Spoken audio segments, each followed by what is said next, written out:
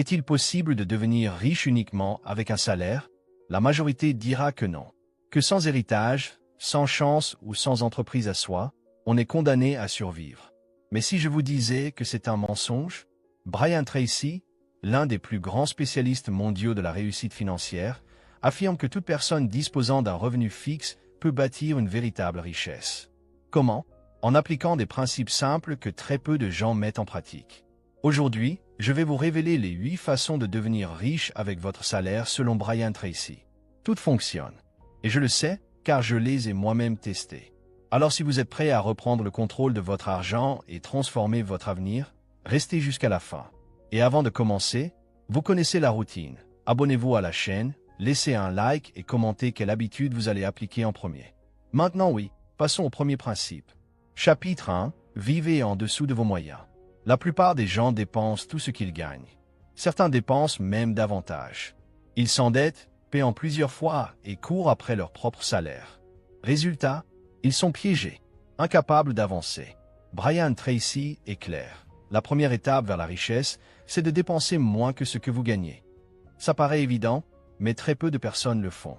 Je gagnais l'équivalent de 1 500 € par mois. Avec cet argent, je payais le loyer, les transports, la nourriture, les sorties, et quand il en restait, j'achetais des choses inutiles. Je n'avais aucune épargne, même pas 100 € sur mon compte. Jusqu'au jour où j'ai entendu cette phrase. Si vous n'arrivez pas à vivre avec 90% de votre salaire, vous n'arriverez pas non plus à vivre avec le double. Ça m'a secoué. J'ai décidé de faire une expérience.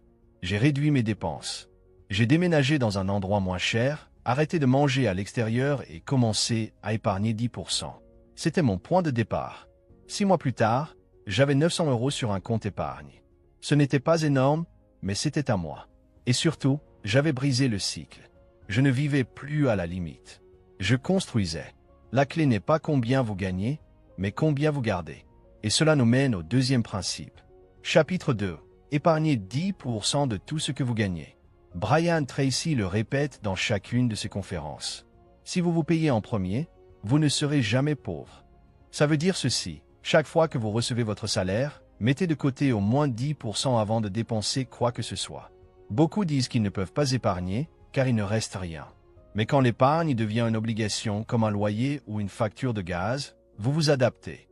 J'ai commencé à mettre de côté 150 € sur mes 1 500 € mensuels. Je le faisais le jour même, sur un compte séparé, sans carte, sans accès direct. Au début, c'était inconfortable. J'ai dû ajuster certaines choses, renoncer à quelques plaisirs. Mais avec le temps, j'ai réalisé quelque chose d'incroyable. Je ne manquais de rien. Et chaque mois, mon compte grossissait. En un an, j'avais 1 800 €. En 2 ans, plus de 4 000 €. Cet argent m'a permis de faire mon premier véritable investissement. Et ça a tout changé.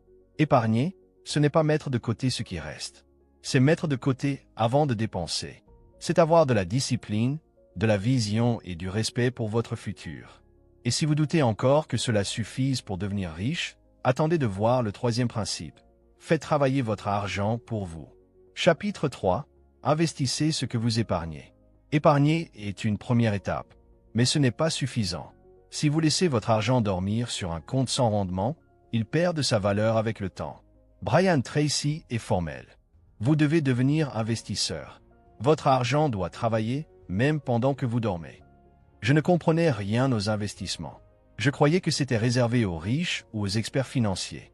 Mais un jour, j'ai lu ceci. Si vous n'apprenez pas à investir, vous travaillerez toute votre vie pour l'argent. Mais si vous investissez, c'est l'argent qui travaillera pour vous. Avec mes premiers 1 800 €, j'ai commencé à me former. Placement à revenus fixes, fonds d'investissement, compte rémunéré. J'ai commencé en sécurité, sans gros risques. Au début, pas de grandes évolutions. Quelques euros d'intérêt. Mais petit à petit, les intérêts ont grossi. Et je continuais à investir. L'argent commençait à se multiplier. Avec le temps, j'ai appris à diversifier. J'ai testé des fonds indiciels, des actions solides, un petit projet numérique. Aujourd'hui, une partie de mes revenus ne dépend plus de mon travail. Elle dépend de mes décisions. Investir, ce n'est pas s'enrichir vite. C'est semer aujourd'hui pour récolter demain. Et plus tôt vous commencez, plus fort sera le résultat. Si vous n'investissez pas encore, commencez. même avec peu. Le moment parfait n'arrive jamais, vous le créez. Et si vous êtes prêt à investir, passez au quatrième principe, investissez aussi en vous-même. Chapitre 4. Investissez en vous-même. Brian Tracy affirme que le meilleur investissement est celui que vous faites en vous. Vos compétences, vos connaissances, votre mentalité. Tout cela est un capital invisible, mais au rendement inégalé. Au début de mon parcours, j'avais peur de dépenser pour des livres, des formations ou du coaching. Je pensais, et si ça ne valait pas le coup? Mais un jour, j'ai lu cette phrase. Si vous trouvez que l'éducation coûte cher, essayez l'ignorance. J'ai décidé de consacrer au moins 5% de mes revenus à ma croissance personnelle et professionnelle. J'ai acheté des livres sur les finances, la productivité, le développement personnel. J'ai suivi des cours en ligne sur les investissements, les ventes, le leadership.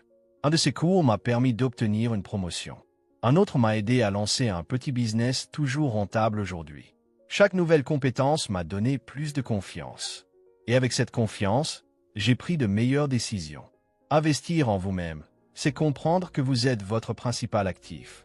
Quand vous grandissez, tout ce qui vous entoure grandit aussi. Vos revenus, vos opportunités, votre richesse.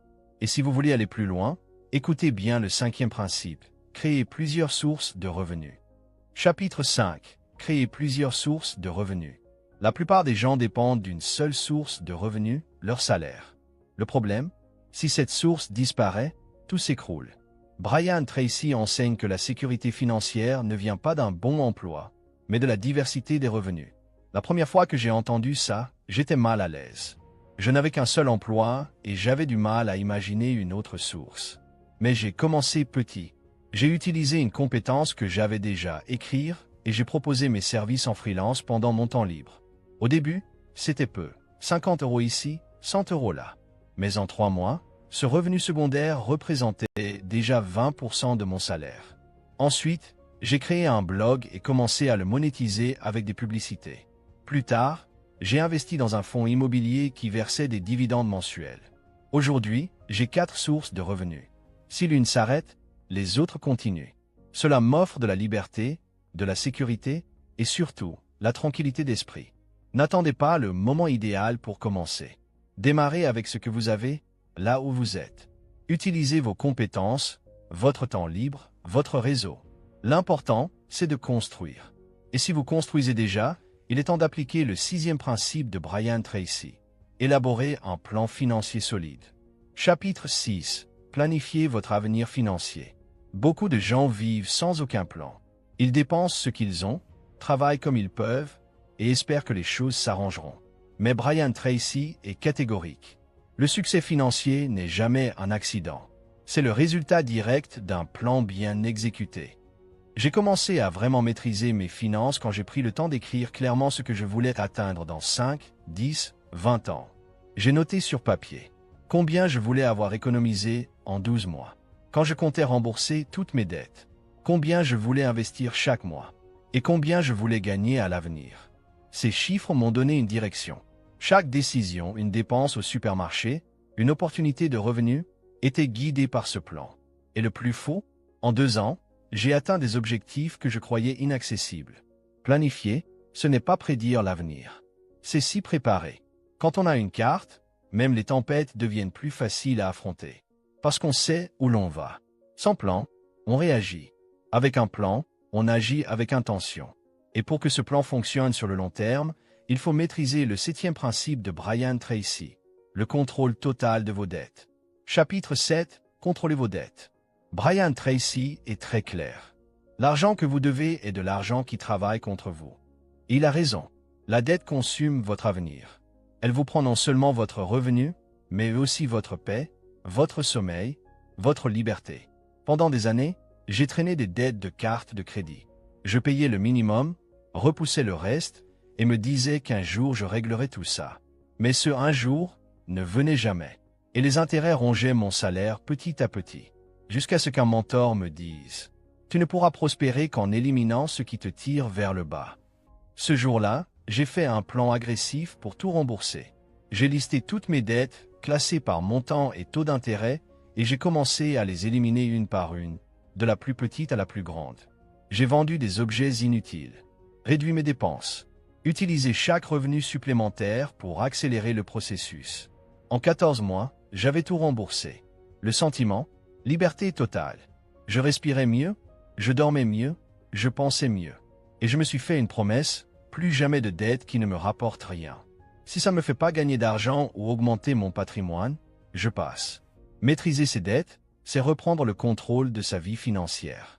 Et cela ouvre la voie au 8e et dernier principe de Brian Tracy, développer une mentalité de richesse.